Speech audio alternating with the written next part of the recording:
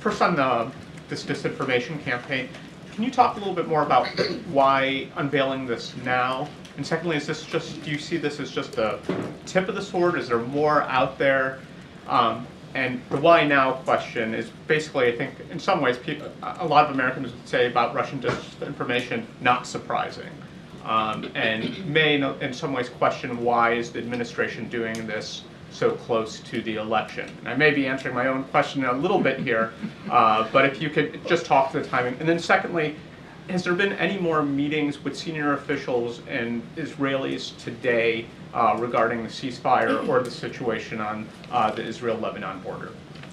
Okay, there's a lot there. On the why now, and I think the Attorney General talked about this. I mean, the actions that they announced today, and of course it was coordinated with the announcements by State and Treasury, all really reflected where they were in the investigative process. And as the Attorney General said, Amr, it's still an ongoing investigation. So I wouldn't rule out anything in terms of any future actions that might be taken. Depends on where this investigation takes us. So the why now was really driven by the progress of the investigation, the certainty they had in what they had uncovered, and the ability that they believe they had to take the actions in a way that were commensurate with the goals of the investigation. So it was all really timed to the investigation, that's all.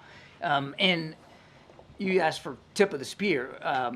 But let me go back to, you also said people are maybe shrugging about this because, well, it's just, you know, but that's, I mean, obviously people can have their own views about whether they're surprised or not that Russia might be trying to interfere in our election, but we're not taking it lightly. Nobody's shrugging here because it's that important. It's that important to convey to the American people that we are taking the safety and security of our electoral process seriously. So nobody's shrugging about it, and we're going to constantly monitor, as I said, these threats, be able to thwart them when we see them, and identify and hold the actors accountable. On your second question about the ceasefire talks, I have no additional specific meetings to talk about today, except that even today, we are in touch with our counterparts in Qatar, in Israel, and certainly in Egypt about trying to see if we can get a proposal that can be finally culminated and a ceasefire deal can be achieved. So those conversations are active